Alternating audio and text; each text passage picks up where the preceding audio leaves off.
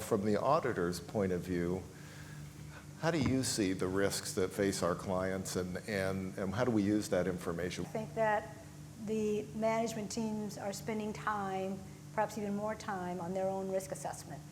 And certainly we sit down with them as part of our process to understand the risks that can manifest themselves in an audit with the management team. And so we think about these risks, and we have to assess how, if at all, they could be manifested in the business processes. You start with, well, how does the company make money, right? And these risks that we're talking about, how could that impact that? And then there's something to say about accountability as well from the management side. Who owns what happens with these risks? So I think more and more you're seeing us as a profession spending some time understanding management's process, which matters for their own, how they mitigate that risk, as well as if you go to what we do in terms of the financial statement audits, the ICFR audit, we could really understand and leverage their process. And I suspect it gives us a lot better understanding of the business, which is really important in doing a risk assessment. Philip, any reactions to that? I think you're right, Dave, that it helps us understand the business context. It also is a bit of a leading indicator for me as to where audit professionals need to be invested as we go forward. The need for auditors to get out of the financial reporting department and into what's on management's mind. As Mark describes these survey questions, knowing that audit professionals will go and walk the corridors, understand the industry, the business environment, and start asking, so how are you impacted by the geopolitical scenarios that your entity faces? What is the entity's understanding and response to disruptive innovation, technology deployment, whatever it is? These things may not have immediate transaction financial reporting implications. They invariably will have implications on how the company organizes itself, the extended enterprise, and inevitably will impact estimation and forward-looking statements the company has to make. Well, let's shift gears and let's start talking about risk assessment, and we'll start off with some of the basics. So Maria, I'll start with you. So how does an auditor do risk assessment? What's the process they go through? Just be practical with us. So we started, I'll start off and then others can chime in, but the risk assessment needs to be as broad and holistic as you should give it time for. You started saying that our regulators are focused on the risk assessment, and I believe that they should. We all know that. I'll use an analogy since we're here in San Diego. Like a good captain on a ship, you set course on a sail. And as you go through, you have to really think about where you end up. You'll have to self-correct and move around and do different things to get your risk assessment right. So the risk assessment for an auditor is the process of compiling a lot of different data points to determine at the end of the day how those risks could become a risk of material misstatement. Therefore, you should be spending time there coming up with an appropriate way to address those risks in your audit plan. And as I said, self-correcting the course as you go, because things change throughout the audit cycle.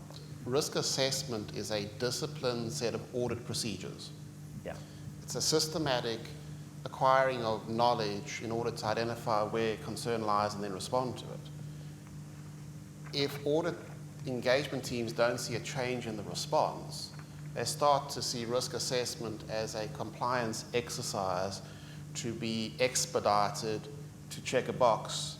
And that probably is the biggest ongoing discussion I have with engagement teams is, if I do all this risk assessment, will the further audit procedures change? And how will they change?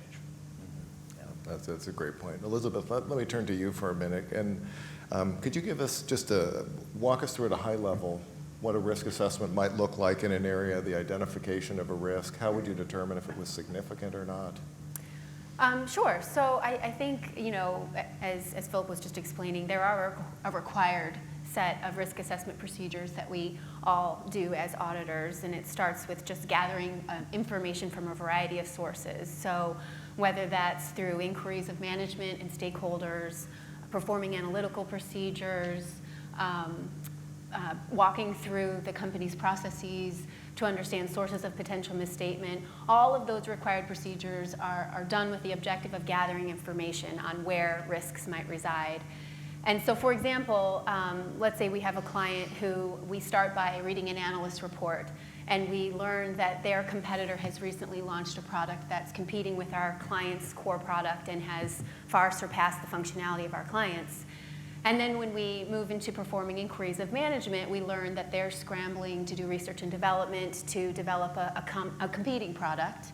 And then we further learn in our inquiries that their distributors are having a hard time selling product at this point, and so they're asking for discounts and concessions, and they're asking to return their unsold product. And then when we move to our analytical procedures, we see that revenues are declining, cash flow is declining, inventory is building up. So we use all of that information to inform our risk assessment. And some examples might come from that of, is inventory that's being built up now facing a net realizable challenge where its carrying value is higher than it should be?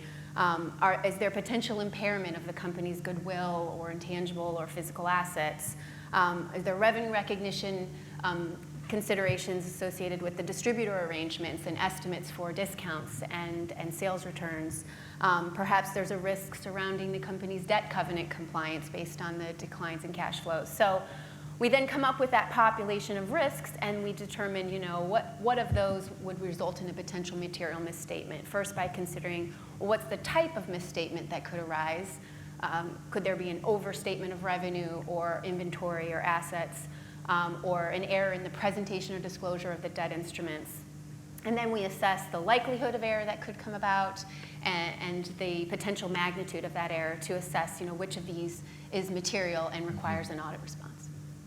And you mentioned analyst reports as one of those data points, and actually in your example, that was a very important data point. But I'd just be interested for the auditors here, what other sorts of big data do you use? Data outside the company's system of financial reporting in the risk assessment process? I think the analyst report is clearly very helpful on companies that are surveyed. Any company operates in a context, and auditors should be investing time in the deep business acumen piece. What are the industry norms? What are the non-entity specific research materials available? What kind of trends are there? What are the underlying issues competitors have faced? These kind of data sources are objective to the company. What you don't want to do as an auditor is go to management and say, well, could you regurgitate everything you thought about? And then I'll decide whether you did a good job with what you thought about. You want to build some kind of objective source of information for your risk assessment. Yeah, no, that's right. You have to bring your own objectivity to challenge management, right?